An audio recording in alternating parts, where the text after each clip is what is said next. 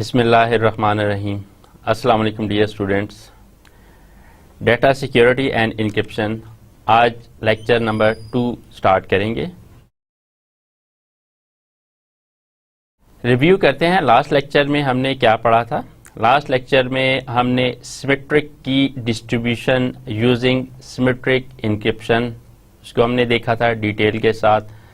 फिर symmetric key distribution using public key encryption, symmetric के साथ भी हमने देखा था symmetric encryption and then public key encryption. Distribution of public keys उसको हमने देखा था कि पब्लिक की को किस तरीके से हम डिस्ट्रीब्यूट कर सकते हैं। उसमें हमने फिर फर्दर अनाउंसमेंट्स को देखा था, अनाउंसमेंट कैसे होती है, डायरेक्टरी क्या होती है, अथॉरिटी क्या होती है एंड CA क्या होता है। देन फिर हमने सर्टिफिकेट अथॉरिटी CA उसका एक स्टैंडर्ड उसको हमने देखा था X.start 509 ऑथेंटिकेशन एंड सर्टिफिकेट। तो लास्ट लेक्चर हमारा जो था सिमेट्रिक की और उसकी distribution using symmetric encryption using public key encryption से रिलेटेड था। आज का लेक्चर जो है वो चैप्टर 15 विलियम स्टाइलिंग की बुक का user authentication.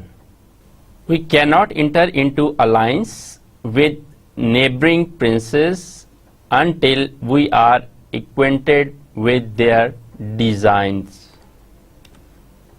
User authentication. This chapter examines some of the authentication functions that have been developed to support network-based user authentication. आज का लेक्चर जो हमारा है वो उसमें हमने नेटवर्क बेस्ड यूजर ऑथेंटिकेशन उसके ऊपर है, उसको हमने देखना है। Basically user authentication is the fundamental building block of the primary line of defence. User authentication is the basis for most type of access control and for user accountability. तो user authentication basically user accountability या access control के लिहाज से बहुत important जो है role रखती है। RFC 2828 defines user authentication as the process of verifying an identity claimed by or for a system entity। तो RFC 2828 जो है वो इसको डिफाइन ऑथेंटिकेशन को कैसे करता है कि ये एक प्रोसेस है जो वेरीफाई करता है किसी भी आइडेंटिटी क्लेम बाय या किसी भी एक सिस्टम की एंटिटी को, उसको वेरीफाई बेसिकली करता है। And the authentication process consist of 2 steps. तो ऑथेंटिकेशन प्रोसेस बेसिकली 2 स्टेप्स के ऊपर कंसिस्ट करता है। One is identification step and second is verification step. तो 2 स्टेप्स के ऊपर अगर उसकी ऑथेंटिकेशन परफॉर्म हो सकती है। पहले उसको सबसे पहले आइडेंटिफाई करता है एंड देन फिर वेरीफाई करता है। आइडेंटिफिकेशन स्टेप में बेसिकली क्या होता है, presenting an identifier to the security system. Identifier को सबसे पहले सिक्योरिटी सिस्टम को प्रेजेंट करना, पहला स्टेप। Identifiers should be assigned carefully. तो उसको सबसे पहले उसको असाइन करना है carefully, because authenticated identities are the basis for other security services.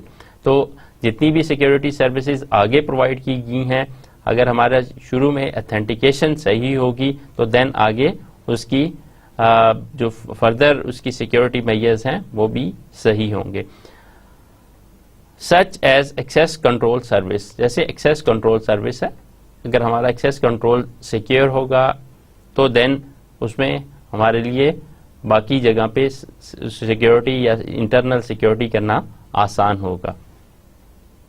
तो आइडेंटिफिकेशन स्टेप को अगर हम देखें तो आइडेंटिफिकेशन स्टेप बेसिकली क्या है, ये आइडेंटिफायर को एक तो प्रेजेंट करता है और देन फिर ये है कि it is a basis for security. अगर ऑथेंटिकेशन सही तरीके से हो जाती है तो फिर इंटरनल सिक्योरिटी भी प्रॉपरली हो सकेगी। तो उसमें जैसे एक्सेस कंट्रोल सर्विस है वो बेसिकली अथेंटिकेशन से ही रिलेटेड है। हम उन्हीं चीज़ों को एक्सेस करेंगे जो जिसकी प्रोविजन होगी या जिसका एक्सेस कंट्रोल मिला होगा। सेकंड वेरिफिकेशन स्टेप है। Verification step basically is presenting और generating authentication information that corroborates the binding between the entity and the identifier। तो verification step basically second step, उसमें क्या होता है कि जो आइडेंटिफायर है एंड सेकंड जो एंटिटी है, इन दोनों के दरमियान बाइंडिंग को वेरीफाई करता है कि जो एंटिटी है और जो आइडेंटिफायर है ये दोनों वैलिड हैं। इन दोनों की बाइंडिंग को चेक करता है। अगर ये वेरीफाई होती है तो देन इसको वो वेरीफाई कर देता है। तो वेरिफिकेशन स्टेप सेकंड स्टेप जो है वो भी यूजर ऑथेंटिकेशन में इंपॉर्टेंट है। In essence identification is the mean by which a user provide a claimed identity to the system. तो आइडेंटिफिकेशन से ये है कि एक क्लेम्ड आइडेंटिटी जो है वो सिस्टम को प्रोवाइड करता है। User authentication is the mean of establishing the validity of the claim. User authentication is distinct from message authentication.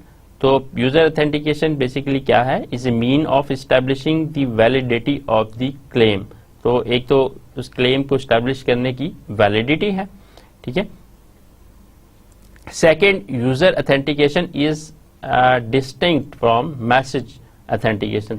Message authentication हम कहते हैं, लेकिन जो यूजर ऑथेंटिकेशन है ये दोनों डिफरेंट कॉन्टेक्स्ट में देखी जाती हैं। ओवरऑल अगर हम देखें तो fundamental security building block, basis of access control and user accountability, process of verifying an identity claimed by or for a system entity has two steps। इसकी दो steps जो अभी हमने डिस्कस किए आइडेंटिफिकेशन के हैं, स्पेसिफाई आइडेंटिफायर, एंड वेरिफिकेशन के हैं, bind identity person and identifier. Distinct from message authentication, तो ये मैसेज ऑथेंटिकेशन से एक डिफरेंट चीज है। सो यूजर ऑथेंटिकेशन जो सिक्योरिटी के लिहाज से एक इंपॉर्टेंट बिल्डिंग ब्लॉक है, इसमें दो स्टेप्स हैं, आइडेंटिफिकेशन के और वेरिफिकेशन के। Means of user authentication, four means of user authentication authenticating users identity based on something the individual. Four means कौन से हैं यूजर ऑथेंटिकेशन के? मीन्स के हम यूजर को कैसे ऑथेंटिकेट कर सकते हैं, कैसे वेरीफाई कर सकते हैं। सबसे पहला है नोज फॉर एग्जांपल पासवर्ड या पिन। तो समटाइम हम ऐसे करते हैं, कोई पासवर्ड दे देते हैं, कोई पिन दे देते हैं, जो यूजर इंटर करेगा तब वो उसमें लॉग इन हो सकेगा, तब वो ऑथेंटिकेट हो सकेगा। सेकेंड है पोजेसेस फॉर एग्जांपल की, टोकन, स्मार्ट कार्ड। तो हम यूजर को ऑथेंटिकेट कैसे कर सकते हैं कि हम कोई की उससे दे देते हैं, या कोई टोकन दे देते हैं, या स्मार्ट कार्ड वगैरह जो है वो बेसिकली एक पोजेसिवनेस, उस चीज को हम अपने पास पोजेस करते हैं, अपने पास रख सकते हैं। थर्ड है is static biometric, for example fingerprint या रेटिना। तो समटाइम हम स्टैटिक बायोमेट्रिक भी दे देते हैं कि फिंगरप्रिंट है, हम वो रख लेते हैं और फिर हमेशा उसी से ही, उस स्टैटिक एक फिंगरप्रिंट से ही वो ऑथेंटिकेट होगा। या रेटिना है तो थ्रू आईज उसको हम वैलिडेट कर रहे होते हैं। तो इस तरह हमारी ऑथेंटिकेशन के मेथड स्टैटिक बायोमेट्रिक भी हो सकते हैं। फोर्थ है जी डज, डायनामिक बायोमेट्रिक्स हो सकता है, फॉर एग्जांपल वॉइस और sign.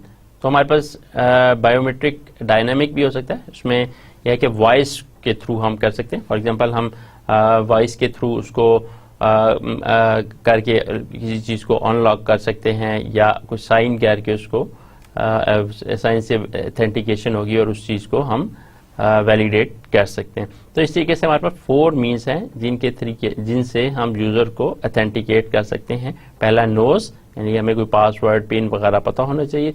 Second possesses for example कोई स्मार्ट कार्ड रख रहे हैं या कोई टोकन है, कोई की है।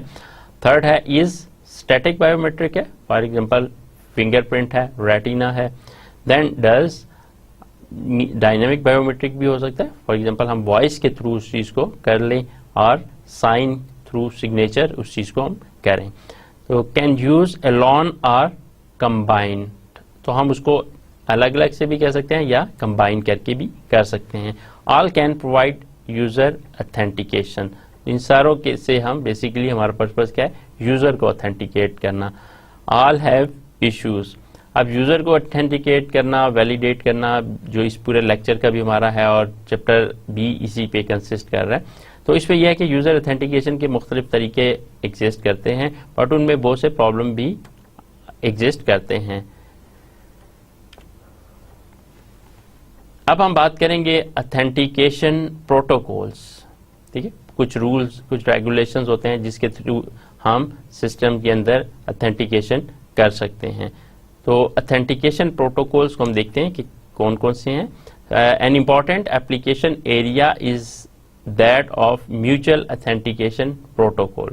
तो इम्पॉर्टेंट एप्लीकेशन क्या है कि ऑथेंटिकेशन प्रोटोकॉल, दोनों म्यूचुअली एक दूसरे को ऑथेंटिकेट कर सकते हैं। Such protocols enables communicating parties to satisfy themselves mutually, मतलब दोनों communicating parties, एक पार्टी है दूसरी पार्टी, दोनों आपस में कम्युनिकेट कर रहे हैं, तो म्यूचुअली जो है वो उसको सेटिस्फाई करें अबाउट ईच अदर्स आइडेंटिटी, एक दूसरे की आइडेंटिटी को भी, and to exchange session keys, तो सेशन कीज को भी एक्सचेंज करें।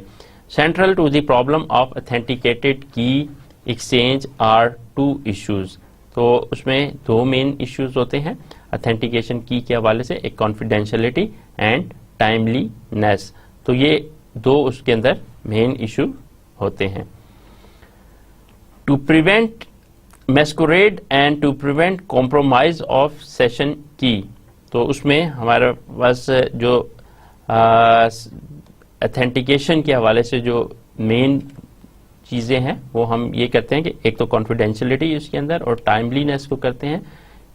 उसका पर्पस क्या होता है कि ये चीज़ें, हम 2 इश्यूज को अगर हम हैंडल करें तो हम मैस्कुरेडिंग से बच जाते हैं एंड कॉम्प्रोमाइज ऑफ सेशन की से बच जाते हैं। मीन्स के कोई किसी किस्म की इंटरप्शन उसके अंदर नहीं कर सकेगा, की को कॉपी नहीं कर सकेगा, की को एक्सचेंज नहीं कर सकेगा, या की को मिसयूज नहीं कर सकेगा। Essential identification and session key information must be communicated in encrypted form. तो जितनी भी इसमें आइडेंटिफिकेशन है या सेशन की इंफॉर्मेशन है वो इनक्रिप्टेड फॉर्म में कम्युनिकेट होनी चाहिए। This requires the prior existence of secret और public keys that can be used for this purpose. तो इसमें यह है कि पहले से सीक्रेट या पब्लिक की का एग्जिस्ट करना ज़रूरी है, that can B use for this purpose, जिसे इस पर्पस के लिए यूज किया जाएगा। The second issue, timeliness is important because of the threat of message replace. Timeliness भी इम्पॉर्टेंट है कि थ्रेट जो है वो मैसेज को रीप्ले ना कर सके। तो इस तरीके से हम कह सकते हैं कि हमारे पास जो 2 इश्यूज थे, कॉन्फिडेंशियलिटी की एंड टाइमलीनेस, ये दोनों इम्पॉर्टेंट इश्यूज हैं जो ऑथेंटिकेशन में यूज हो सकते हैं या रिक्वायरमेंट होती है। Use to convince parties of each other identity and to exchange session keys. अब ये क्या करता है कि 2 पार्टीज, कम्युनिकेटिंग पार्टीज हैं, उनको कन्विंस करता है party each others identity and to exchange key, तो उनकी आइडेंटिटी को एक तो करता है और दूसरा सेशन की को एक्सचेंज करता है। मे बी वन वे और म्यूचुअल। तो इसमें यह है कि ऑथेंटिकेशन वन वे भी हो सकती है और म्यूचुअल भी हो सकती है, दोनों एक दूसरे को ऑथेंटिकेट करें।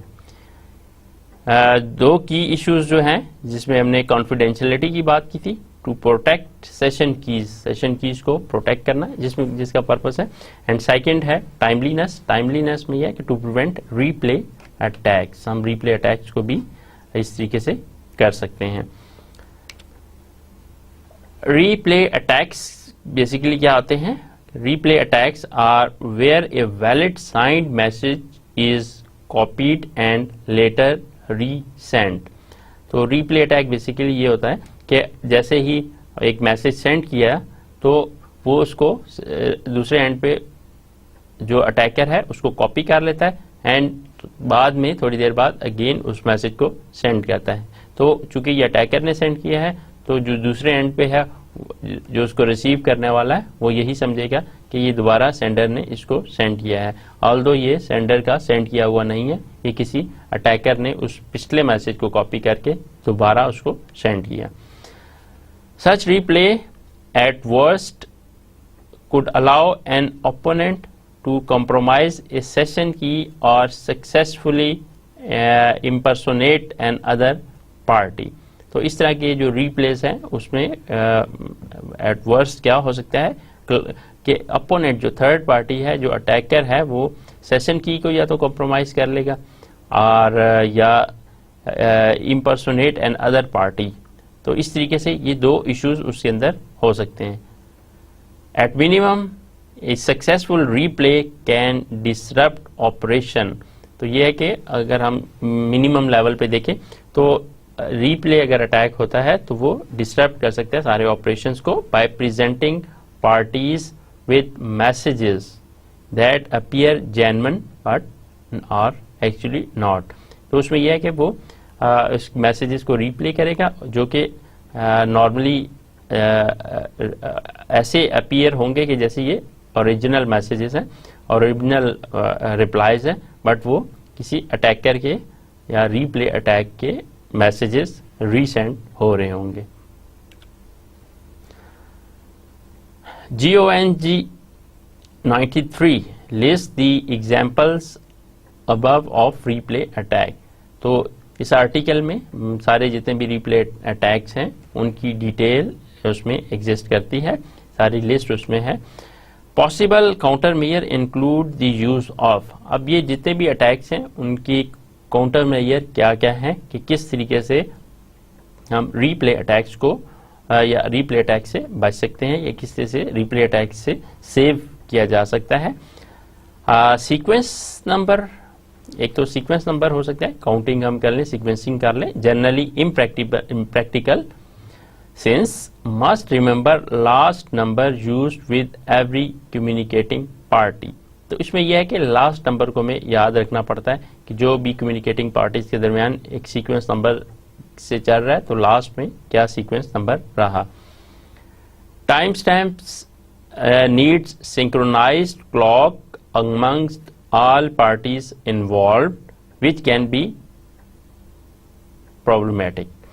तो टाइम स्टैम्प्स में क्या है? Time stamp need synchronized clocks, मतलब एक ही वक्त में एक ही टाइम पे जितनी भी पार्टीज इन्वॉल्व हैं वो कम्युनिकेट करती हैं, विच कैन बी प्रॉब्लमेटिक, जो प्रॉब्लमेटिक हो सकता है। तो इस तरह जो काउंटर मेजर है, एक सीक्वेंसिंग हम कर लेते हैं, सीक्वेंस नंबर वगैरह का जिसमें इश्यूज हैं, बट यह है कि इसका प्रॉब्लम इस तरीके से सॉल्व कर सकते हैं। सेकेंड यह है कि टाइम स्टैम्प हम उसकी एक ही वक्त में एक ही टाइम पे उसको सिंक्रोनाइज कर लें, ऑल्दो वो भी एक इसमें भी प्रॉब्लम्स हो सकते हैं। चैलेंज और response using unique random unpredictable nonce. तो इस तरीके से भी हम कर सकते हैं कि हम उसमें यूनिक या रैंडम या अनप्रिडिक्टेबल नॉन्स के थ्रू उसको कर लें, but not suitable for connection less application. लेकिन जो हम रैंडम नंबर या यूनिक उसके अंदर यूज़ करेंगे तो उसमें यह है कि जो कनेक्शन ओरिएंटेड सिस्टम्स हैं उनके लिए तो वो ठीक है, बट कनेक्शन लेस एप्लीकेशन में इस चीज़ को हैंडल करना या मैनेज करना मुश्किल है, बिकॉज इसमें हैंड शेक ओवर स्कीम नहीं हो सकती।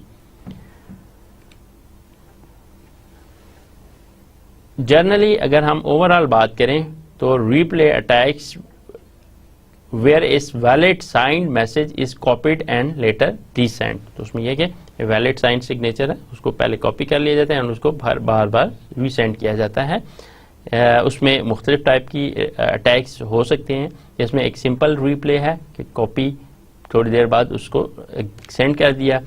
Repetition that can B logged, repetition हो सकती है। Repetition that can not be detected, तो ऐसी हो सकती है जो उसको लॉग किया जा सकते, उसको मेंटेन किया जा सकते। Repetition that can not be detected, तो ऐसी रिपीटेशन भी हो सकती है जिसको हम डिटेक्ट ना कर सकें। और बैकवर्ड रिप्ले विदाउट मॉडिफिकेशन, इस तरीके से भी हो सकता है कि वो बैकवर्ड रिप्ले करें जिसमें किसी किस्म का कोई भी चेंज ना करे, किसी किस्म की कोई मॉडिफिकेशन ना कर सके। तो इस तरीके से हमारे पास डिफरेंट टाइप के रिप्ले अटैक्स हो सकते हैं। काउंटर मेजर्स क्या हैं? Counter measures include use of sequence number, generally impractical है, या टाइम स्टैम्प है, नीड सिंक्रोनाइज्ड क्लॉक, उसके थ्रू हम कर सकते हैं सिंक्रोनाइज कर लें, एक ही वक्त में सारी जो वो हैं उनको हम लेके चलें। एंड थर्ड है चैलेंज और रिस्पांस यूजिंग यूनिक नॉन्स, तो उसमें क्या है कि हम कोई एक वैल्यू उसको सेंड करके तो उस तरीके से भी इसको काउंटर मेजर कर सकते हैं। वन वे ऑथेंटिकेशन, अब हम बात करेंगे कि वन वे ऑथेंटिकेशन क्या होता है। One application for which encryption is growing in popularity is electronic mail. तो हमारे पास जो इस वक्त करंटली एक वर्ल्ड वाइड एप्लीकेशन यूज हो रही है वो है इलेक्ट्रॉनिक मेल, या जिसे हम ईमेल कहते हैं। The very nature of electronic male and it's chief benefit is that it is not necessary for the sender and receiver to be online at the same time। तो electronic mail जैसे हम use करते हैं email वगैरह, तो उसमें इसकी nature इस टाइप की है कि इसमें दोनों जो पार्टीज हैं उनका एट ए टाइम ऑनलाइन होना ज़रूरी नहीं है। जैसे हमारी ईमेल्स आती हैं, हम ईमेल सेंड करते हैं, ईमेल जो है वो इनबॉक्स में हमारी इनबॉक्स हम जब कंपोज करके सेंड करते हैं तो दूसरे के इनबॉक्स में चली जाती है। तो जो रिसीवर है वो उस टाइम पे अगर उस इनबॉक्स को नहीं भी ओपन करता या नहीं करता, वो उस टाइम पे एग्जिस्ट ऑनलाइन वहाँ पे नहीं है, तो कोई मसला नहीं है। बाद में जब भी वो अपना ईमेल बॉक्स ओपन करेगा तो वो उस मेल को पढ़ सकेगा। तो इलेक्ट्रॉनिक मेल में हमारे पास ये है कि ओनली वन साइड जो है वो हम उसकी ऑथेंटिकेशन या वन वे कह लें कम्युनिकेशन हो रही है। तो instead the email message is forwarded to the receiver's electronic mail box where it is buffered until the receiver is available to read it. अब यह कि ईमेल मैसेज जो है वो फॉरवर्ड कर दिया जाता है रिसीवर के मेल बॉक्स में, और फिर वहां से उसको बफर करके बफर कर दिया जाता है, और जब उसको रिसीवर उसको रीड करना चाहे उसको रीड आउट कर सकता है। द इनवेलप और header of the email message must be in the clear. तो उसमें यह है कि जो हेडर या जिसे हम इनवेलप कहें या header of the email message वो क्लियर होना चाहिए, so that the message can be handled by the store and forward email protocol. तो फिर इसके अंदर चूंकि सिस्टम के अंदर है, वैसे हम एनवेलप पे जैसे लिखते हैं कोई एड्रेस है और उसको जो है पोस्ट मास्टर उसको देखता है उस एड्रेस को और उस जगह पे पहुंचा देता है। तो यहाँ पे हमने चूंकि बात की थी कि प्रोटोकॉल के थ्रू हमने करना है, तो फिर इसमें हमने इस तरीके से करना है कि store and forward email protocol के थ्रू ये सारी चीज इस तरीके से हो कि such that simple mail transfer protocol SMTP जो कि ईमेल को फॉरवर्ड करता है, तो उसके थ्रू या X.400 जो ईमेल्स के लिए यूज होता है, तो उससे हम इस चीज को हैंडल कर सकें। However, it is often desirable that the mail handling protocol not require access to the plain text form of the message. तो normally ये desirable नहीं होता कि the mailbox handling protocol not require access of the plain text form of the message, because that would require trusting the mail handling mechanism. तो उसमें यह है कि वो मेल हैंडलिंग मैकेनिज्म है उसको वो उसके ऊपर ट्रस्ट कर रहा होता है. Accordingly, the email message should be encrypted such that email handling system is not in possession of decrypting the key. तो हम फिर ईमेल के मैसेजेस को हम इस तरीके से इनक्रिप्ट कर रहे होते हैं कि जो ईमेल मेल हैंडलिंग सिस्टम है उसको डिक्रिप्शन की के थ्रू उसको ना कर सके. तो इस second requirement is that of authentication. तो एक तो वो है कि मैसेज हमारा इंक्रिप्टेड होना चाहिए. सेकेंड रिक्वायरमेंट ये है कि ऑथेंटिकेशन उसके अंदर होनी चाहिए. Typically the recipient wants some assurance that the message is from the इलीगल सेंडर. तो रेसिपिएंट्स जो है वो उसको ये एश्योरेंस चाहिए होती है कि मैसेज किस सेंडर की तरफ से आई है, ओरिजिनल सेंडर है या कोई फेक सेंडर है. तो इस तरीके से ऑथेंटिकेशन अगर हो जाएगी तो फिर वो सेंडर की ऑथेंटिकेशन के बाद ये वेरीफाई होगा कि वैलिड मैसेज है. Required when sender and receiver are not in communications at same time. तो ये वन वे ऑथेंटिकेशन की अब जरूरत होती है जब सेंडर और रिसीवर एक वक्त में उनका ऑनलाइन होना जरूरी नहीं है. जैसे कि हमने ईमेल की एग्जांपल डिस्कस की कि ईमेल की एग्जांपल में बेसिकली जो सेंडर रिसीवर है वो ऑफलाइन होके मेल कर सकते हैं. सेंडर है मेल कर दी, रिसीवर है जब भी अपना इनबॉक्स ओपन करेगा वो उसको पढ़ लेगा. Have header in clear so can be delivered by email system. तो उसके ये है कि थ्रू हेडर इंफॉर्मेशन वो ईमेल सिस्टम के को यूज करते हुए वो उसको सेंड कर देगा. मे want contents of body protected and sender authentication. तो उसमें यह है कि जो कंटेंट्स हैं उसको भी प्रोटेक्ट किया जा रहा है एंड सेंडर की ऑथेंटिकेशन भी की जा रही है. Using symmetric encryption as discussed previously can use a two-level hierarchy of key. हम दो level hierarchy of key को use कर सकते हैं. Usually with a trusted key distribution center KDC. Each party shares own master key with KDC. KDC generates session keys used for connections between the parties and master key used to distribute these to them. तो इसमें यह है कि KDC जो है की distribution centre उसमें हमारे पास जैसे हमने प्रीवियस लेक्चर में भी बात की थी कि हमारे पास मास्टर की होती है या सेशन कीज होती हैं. तो इसमें यह है कि हमारे पास each party shares on master key with KDC. तो सबसे पहले वो KDC के साथ अपनी मास्टर की शेयर करते हैं. फिर then KDC generates session key. तो सेशन की जनरेट करता है use for connections between parties. तो पार्टीज के दरमियान कनेक्शन के लिए सेशन की जनरेट करता है and master key use to distribute these to them. तो फिर मास्टर की के जरिए उसको डिस्ट्रीब्यूट कर दिया जाता है. नीडहैम-श्रोएडर प्रोटोकॉल. प्रीवियस लेक्चर्स में हमने इसको डिटेल से देखा था. अब हम ऑथेंटिकेशन पॉइंट ऑफ व्यू से इसको देखते हैं कि नीडहैम-श्रोएडर प्रोटोकॉल किस तरीके से काम करता है. The Needham Schroeder protocol is the original basic key exchange protocol as was shown in Stallings 14.3. Previous chapter में हमने इसको देखा था कि किस तरीके से नीडहैम-श्रोएडर प्रोटोकॉल काम कर होता है, उसमें किस तरीके से की एक्सचेंज हो रही होती है.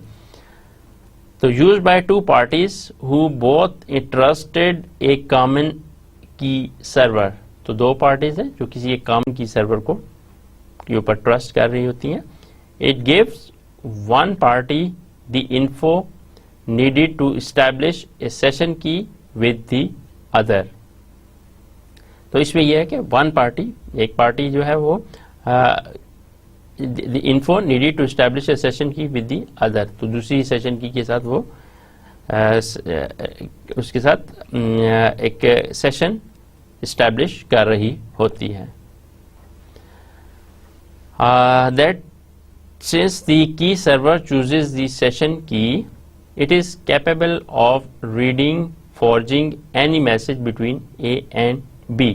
तो इस तरीके से ये A and B के दरमियान मैसेजेस वगैरह हो रहे होते हैं, which is why that they need to trust it absolutely. तो इस तरीके से फिर वो A और B के दरमियान जो कम्युनिकेशन हो रही होती है, सेशन कीज उनके दरमियान वो सेलेक्ट हो रही होती हैं, तो इस तरीके से वो आपस में एक दूसरे के साथ कम्युनिकेट कर सकते हैं, एक दूसरे के ऊपर ट्रस्ट कर सकते हैं. All communication is between A and KDC and A and B and then B and KDC. Don't talk directly. तो सारी कम्युनिकेशन जो है वो इस तरीके से थ्रू KDC हो रही होती है, यानी कि इसके दरमियान KDC की इन्वॉल्वमेंट है कि अगर A और B के दरमियान कम्युनिकेशन है तो A पहले KDC से कम्युनिकेट करेगा, A फिर B से करेगा एंड देन B KDC से करेगा. तो इस तरीके से ये कम्युनिकेशन परफॉर्म होगी. दो indirectly a message passes from KDC via A to B encrypted in B's key so that A is unable to read or alter it. तो अब ये किस तरीके से कम्युनिकेशन इसके अंदर होती है कि indirectly a message passes from KDC via A to B. अब A टू B जो है वो किस तरीके से होगा, इसमें KDC इन्वॉल्व है. इनक्रिप्टेड इन B's की के साथ इनक्रिप्ट होगा so that A is unable to read और अल्टर इट. तो A फिर उसको चेंज नहीं कर सकेगा. Other variations of key distribution protocol can involve direct communication between B and KDC. तो direct communication भी मुख्तलिफ तरीक़ों से using key distribution protocol हो सकती है. नीडहम श्रोडर प्रोटोकॉल में ओरिजिनल थर्ड पार्टी की डिस्ट्रीब्यूशन प्रोटोकॉल है. तो की डिस्ट्रीब्यूशन है वो सेंडर और रिसीवर के अलावा कोई थर्ड पार्टी है वो उनके दरमियान की डिस्ट्रीब्यूशन कर रही है. For session between A-B mediated bye KDC, A और B जो इनमें KDC की मेडिएशन है. प्रोटोकॉल ओवरव्यू इज, तो इसमें बेसिकली क्या हो रहा होता है, प्रोटोकॉल के जो स्टेप्स हैं उसमें A KDC के साथ कम्युनिकेट करता है, ठीक है. तो इसके बाद फिर K जो है KDC जो है वो A के साथ कम्युनिकेट करता है. उसमें सारी ये आइडेंटिफायर्स और नॉन्स वैल्यूज जो हमने डिटेल से डिस्कस की थी वो इन्वॉल्व होती हैं. फिर देन A जो है B के साथ कम्युनिकेट करता है, देन B जो है फिर A के साथ कम्युनिकेट करता है एंड A B के साथ कम्युनिकेट करता है. There is a critical flaw in the protocol as shown. So, the message in step 3 can be decrypted and hence understood supposedly only by B. तो इसमें यह है कि एक क्रिटिकल फ्लॉ है कि फॉर एग्जांपल स्टेप 3 में उसको डिक्रिप्ट किया जा सकता है. जो स्टेप 3 जब A B को मैसेज सेंड कर रहा है तो उसको डिक्रिप्ट किया जा सकता है एंड उसको अंडरस्टैंड करके उसमें कोई भी चेंज भी ला सकता है.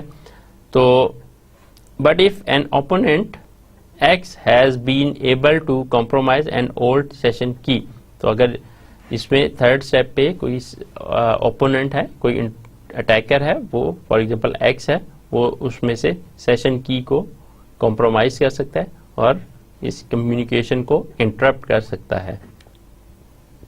Then X can impersonate A and trick B into using the old key by simply replaying step 3. तो उसमें यह है कि उस step 3 को वो replay करके तो इस तरीके से उसमें मॉडिफिकेशन या उसको इम्पर्सोनेट कर सकता है.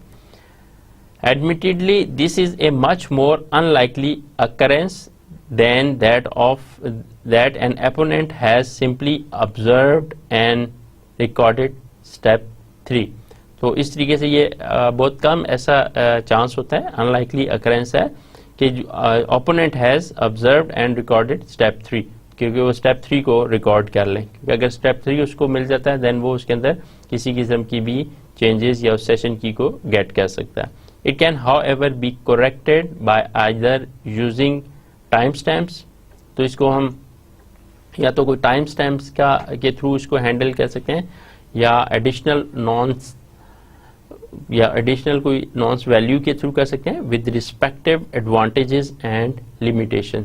जिसके कुछ एडवांटेजेस भी हैं, लिमिटेशंस भी हैं. तो हमारे लिए ये जो स्टेप 3 है इसके अंदर हम इसको कि इस तरीके से हैंडल कर सकते हैं.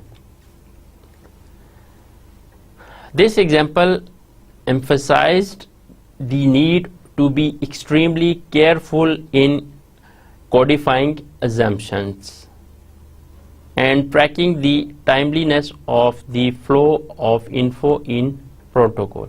तो उसमें इस चीज़ को कैसे हैंडल किया जा सकता है कि हम टाइमलीनेस को ट्रैक करें कि किस तरीके से सारी कम्युनिकेशन या फ्लो ऑफ कैसे इसके अंदर हो रहा है. Designing secure protocols is not easy. तो किसी भी एक अच्छा सिक्योर प्रोटोकॉल उसको डिजाइन करना इजी टास्क नहीं है. And should not be done lightly. तो उसको आसानी से नहीं किया जा सकता लाइटली कि एक अच्छा सिक्योर प्रोटोकॉल बना लिया जाए. Great care and analysis is needed. तो उसमें यह है कि हम एक अच्छा प्रोटोकॉल बनाने के लिए हमें बहुत ज़्यादा केयर की, बहुत ज़्यादा एनालिसिस की ज़रूरत होगी. Used to securely distribute a new session key for communication between A and B. तो Needham Schroeder protocol basically क्या करता है कि दो पार्टीज A एंड B उनके दरमियान सिक्योरली सेशन कीज को डिस्ट्रीब्यूट करता है, but is vulnerable to a replay attack if an old session key has been compromised. तो इसमें यह है कि अगर कोई सेशन की है, जैसे हमने लास्ट टाइम बात की कि स्टेप 3 पे सेशन की कंप्रोमाइज हो सकती है, तो अगर यहाँ पे सेशन की कंप्रोमाइज हो सकती है then message 3 can be resent convincing B that it is communicating with A. तो वो इस तरीके से उस मैसेज को रीसेंट किया जा सकता है और वो इस तरीके से कम्युनिकेट कर रहा है जैसे बी ए के साथ कम्युनिकेट कर रहा है. Modification to address this requires. तो इसमें मॉडिफिकेशन दो तरीकों से हो सकती है कि स्टेप 3 पे वो कंप्रोमाइज ना कर सके. एक time stamps in step 2 and 3 और दूसरा यूजिंग एन एक्स्ट्रा नॉन्स. तो हम या तो उसके अंदर एक्स्ट्रा नॉन्स को यूज करें या उसके अंदर कोई टाइम स्टैम्प यूज करें. तो हम इस स्टेप 3 के जो वीकनेस है, लिमिटेशन है, इससे हम सेव कर सकते हैं और कम्युनिकेशन को सिक्योर कर सकते हैं.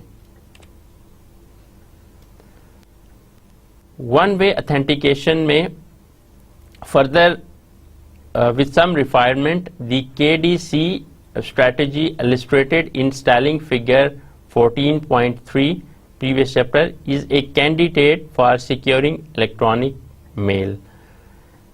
Because we wish to avoid requiring that the recipient be online at the same time as the sender A, step 4 and 5 must be eliminated.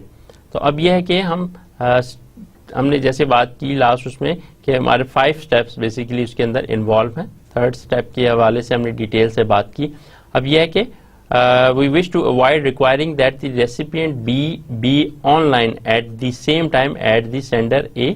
तो अगर हम ये चाहते हैं कि हमारा ए और बी दोनों सेंडर और रिसीवर ऑनलाइन हो तो step 4 and 5 must be eliminated. तो उसमें स्टेप 4 एंड 5 जो है उनको हम एलिमिनेट करेंगे. For a message with content M the sequence is as shown next. तो अब इसमें हमारे पास जितनी भी कम्युनिकेशन हो रही है, तो step number 1, step number 2 and step number 3 one way communication के लिए इसको हम यूज़ करेंगे, और अगर 2 वे कम्युनिकेशन हो तो देन इसको हम यूज़ करेंगे, अदरवाइज इन दोनों स्टेप्स को एलिमिनेट कर देंगे, जैसे कि अभी हमने इसको डिस्कस किया।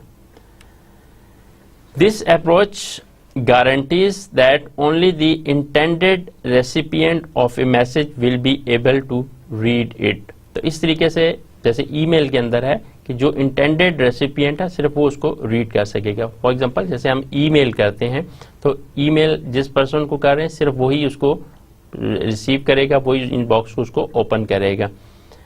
It also provides a level of authentication that the sender is A. तो ये एक लेवल ऑफ ऑथेंटिकेशन हमें प्रोवाइड करता है कि जो सेंडर है वो ए है।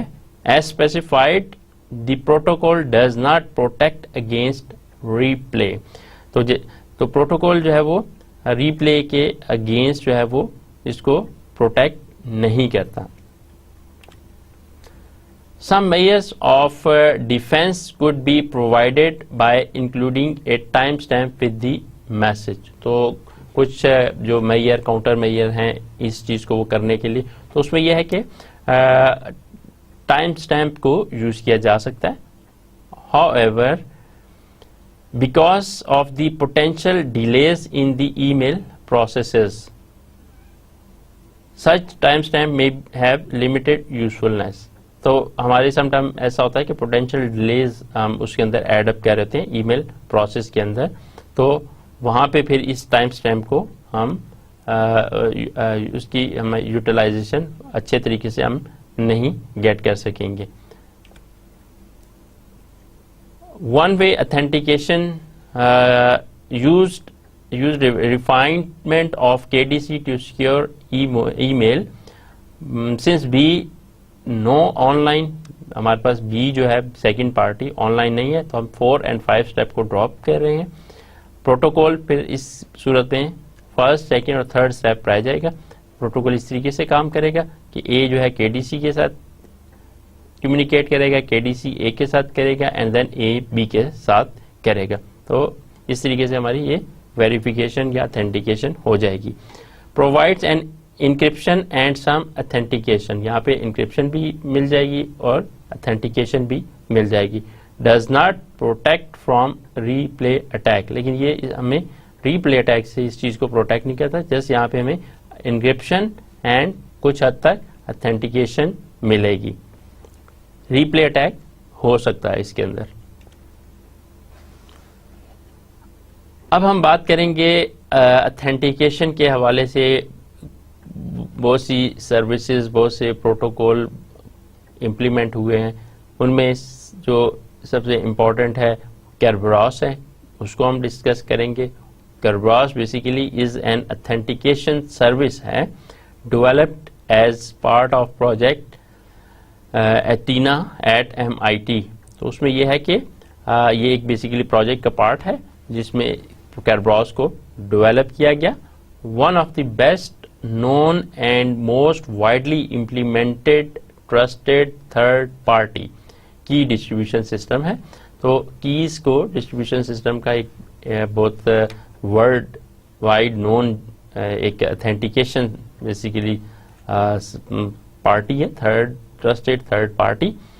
केरबरॉस बेसिकली क्या करता है, provide a centralised authentication server, एक ऑथेंटिकेशन सर्वर प्रोवाइड करता है जिसका फंक्शन क्या है, उस function is to authenticate user to server and server to user. अब ये एक ऐसा सर्वर है जो यूजर है उसको एक्सेस करता है, तो यूजर को सर्वर के साथ ऑथेंटिकेट करता है एंड सर्वर को यूजर के साथ ऑथेंटिकेट करता है। Unlike most other authentication schemes, Kerberos relies exclusively on symmetric encryption, making no use of public key encryption। तो जिस तरह दूसरे वो हैं तो ऑथेंटिकेशन की स्कीम्स हैं, तो इस केरबरॉस relies exclusively on symmetric encryption पे रिलाई करता है, making no use of public key encryption। public key encryption को वो यूटिलाइज नहीं करता, सिमेट्रिक के ऊपर सिर्फ काम करता है। 2 version of Kerberos are in common use, version 4 and version 5, ये दोनों ऑथेंटिकेशन के लिए यूज हो रहे हैं। ओवरऑल अगर हम Kerberos के हवाले से बात करें तो Kerberos बेसिकली क्या है, is a trusted key server system from MIT, provides centralised private key third party.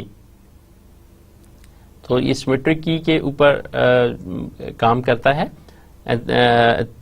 Authentication in a distributed network, तो बेसिकली ये centralised private key third party authentication provide करता है in distributed networks, allows user access to services distributed through network without needing to trust all workstations, rather all trust a central authentication server।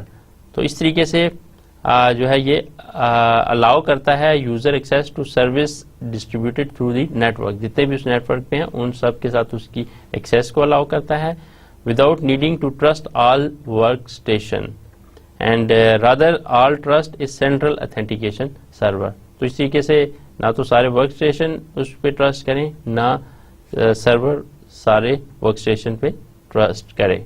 तो इसके 2 versions exist करते हैं, version 4 and version 5। अब हम बात करेंगे Kerberos की रिक्वायरमेंट के हवाले से कि Kerberos की क्या क्या रिक्वायरमेंट है। It first report identified requirement as secure, कि मीन्स Kerberos जो है वो सिक्योर है, रिलायबल है, ट्रांसपेरेंट है एंड स्केलेबल है। 4 requirement of the Kerberos are secure, reliable, transparent and scalable, implemented using an authentication protocol based on Needham-Schroeder। तो ये बेसिकली इसकी जो बेसिस हैं जिस पे ये इम्प्लीमेंट हुआ है Kerberos, ये Needham-Schroeder प्रोटोकॉल की बेसिस पे इम्प्लीमेंटेड है। Kerberos रिक्वायरमेंट की हम बात करते हैं कि Kerberos की क्या क्या रिक्वायरमेंट है। In a more open environment in which network connections to other machines are supported, an approach that requires the user to prove his or her identity for each service invoked, and also require that server prove their identity to client is needed to protect user information and resources housed at the server. Kerberos supports this approach and assumes a distributed client server architecture। तो वो distributed client server architecture को basically वो assume करता है that implies one or more Kerberos server to provide an authentication service। तो authentication service वो ये assume करता है कि वो एक या एक से ज्यादा Kerberos सर्वर जो है वो प्रोवाइड कर रहे होते हैं। The first publish report on Kerberos STE 188 listed the following requirement. उनकी तरफ से कौन सी रिक्वायरमेंट? सिक्योर, जिसकी हमने बात की। सिक्योर क्या है कि a network eavesdropper should not be able to obtain the necessary information to impersonate a user. तो ये कि कोई भी थर्ड पार्टी एवरस्ट्रॉपर या अटैकर जो है वो किसी तरीके से भी किसी यूजर की इंफॉर्मेशन को गेट ना कर सके, उसको इम्पर्सोनेट ना कर सके। More generally Kerberos should be strong enough that a potential opponent does not find it to be weak link। तो मतलब वो इतना स्ट्रांग होना चाहिए कि उसको कोई भी ओपोनेंट उसको वीक ना समझे। रिलायबल की हम बात करते हैं। Kerberos रिक्वायरमेंट सेकंड जो हमने बात की, reliable for all services that rely on Kerberos for access control. Access control पे बेसिकली मेन है कि lack of availability of the Kerberos service means lack of availability of the supported services. Hence Kerberos should be highly reliable, तो उसको reliable होना चाहिए, and should employ a distributed server architecture, तो उसको distributed server architecture को employ करना चाहिए with one system able to back up another, तो एक सिस्टम दूसरे को बैकअप कर सके।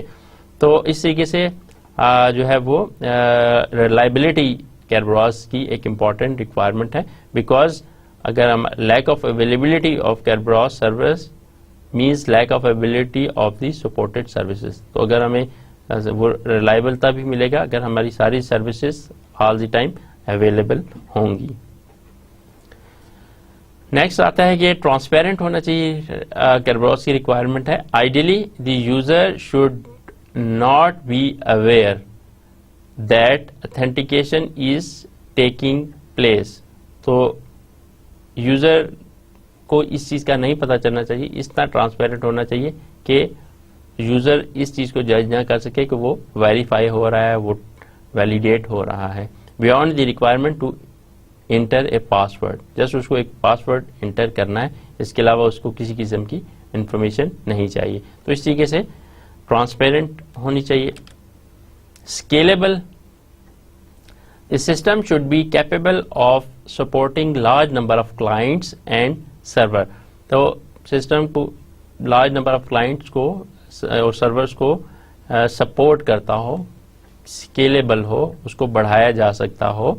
This suggest A modular distributed architecture, तो इस तरीके से हम कह सकते हैं कि ये एक डिस्ट्रीब्यूटेड आर्किटेक्चर की तरफ चीज को लेके जा रहा है, जिसको हम बढ़ा सकते हैं, स्केल कर सकते हैं। To support these requirement Kerberos is a trusted third party authentication service. तो स्केलेबिलिटी के हवाले से अगर आप देखें तो Kerberos एक trusted third party authentication service है कि जैसे जैसे वो स्केल करता जाएगा वो उसको वेरीफाई और ट्रस्ट करता जाएगा। That uses a protocol based on that proposed by Needham Schroeder, तो ये प्रोटोकॉल उन प्रोटोकॉल को यूज कर रहा है जो नीडहम एंड श्रोडर ने प्रपोज किया। A basic third party authentication scheme have an authentication server, उसका AS हम उसे कहेंगे, उसका authentication server है। अगर हम Kerberos वर्जन 4 की बात करते हैं तो users initially negotiate with authentication server AS to identify self, वो सबसे पहले अपने आप को आइडेंटिफाई करेगा। AS provide a non corruptible authentication credential ticket granting ticket TGT, तो AS जो है वो प्रोवाइड करता है नॉन करप्टेबल ऑथेंटिकेशन क्रेडेंशियल्स, जिसकी एग्जांपल TGT है। Have a ticket granting server TGS, users subsequently request access to other services from TGS on the basis of users TGT, तो इस तरीके से वो टिकट ग्रांटिंग सर्वर से वो रिक्वेस्ट कर सकता है यूजर और बाकी जो सर्विसेज हैं TGS से गेट करने के लिए। यूजिंग ए कम्प्लेक्स प्रोटोकॉल यूजिंग DES, अब हम बात करेंगे Kerberos रियल्म्स की। तो Kerberos एनवायरनमेंट कंसिस्ट ऑफ, कि Kerberos की क्या एनवायरनमेंट है, इसमें एक Kerberos सर्वर है, number of clients all registered with server, तो सारे सर्वर के साथ रजिस्टर्ड है, and application server sharing keys with server, तो उसमें साथ एप्लीकेशन सर्वर्स हैं जो सर्वर के साथ कीज को शेयर कर रहे हैं। This is termed as realm, typically a single administrative domain, तो ये एक सिंगल एडमिनिस्ट्रेटिव डोमेन होती है। If have multiple realms there Kerberos servers must share keys and trust, तो इस तरह ये नॉर्मली एक ही रियलम होता है, बट समटाइम 2 या मोर देन 2 भी हो सकते हैं। Kerberos रियलम की डायग्राम आप देख सकते हैं, हमारे पास यहाँ पे 2 रियलम्स को रिप्रेजेंट किया जा रहा है कि एक और 2, तो realm A and realm B. तो सर्वर जो है वो हमारा यहाँ पे पड़ा है, क्लाइंट जो है वो Kerberos के साथ किस तरह कम्युनिकेट कर सकता है। तो उसमें यह है कि सबसे पहले रिक्वेस्ट करेगा, request ticket for local TGS Kerberos को करेगा, ऑथेंटिकेशन सर्वर को, और वो ticket for local TGS provide करेगा। देन फिर क्लाइंट जो है रिक्वेस्ट करेगा टिकट फॉर रिमोट TGS के लिए, तो टिकट रिमोट TGS के लिए मिल जाएगा। फिफ्थ स्टेप में फिर ये सर्वर्स की तरफ आएगा, और ये क्लाइंट साइड पे भी हमारे पास Kerberos इंस्टॉल्ड है, सर्वर साइड पे भी इंस्टॉल है। तो फिफ्थ स्टेप पे ये request for ticket for remote server ये रिक्वेस्ट करेगा, एंड सिक्स स्टेप पे टिकट फॉर रिमोट सर्वर उसे मिल जाएगा। एंड देन सेवन स्टेप पे रिक्वेस्ट रिमोट सर्विस, फिर सर्वर के साथ ये रिक्वेस्ट करेगा। तो इस तरीके से ये जो Kerberos का ऑथेंटिकेशन का प्रोसेस है वो परफॉर्म हो रहा होता है। Kerberos वर्जन 5 की अगर बात करें, it is develop in mid 1990s, specified as internet standard RFC 1510, provide improvement over version 4,